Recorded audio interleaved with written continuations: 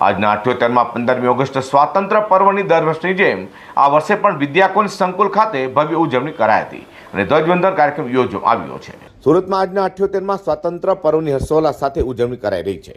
પાલનપુર જકાતનાકા ખાતે આવેલા વિદ્યાકુંજ સ્કૂલ દ્વારા 78માં સ્વાતંત્ર્ય પર્વે ધ્વજવંદન કાર્યક્રમ યોજાયો હતો, જેમાં શાળાના ટ્રસ્ટી મહેશભાઈ પટેલના હસ્તે ધ્વજારોહણ કરાયું હતું। આ વર્ષે દેશભરમાં આઝાદી કા અમૃત મહોત્સવ અંતર્ગત મારી માટી મારો દેશ થીમ પર ઉજવણી કરાઈ હતી।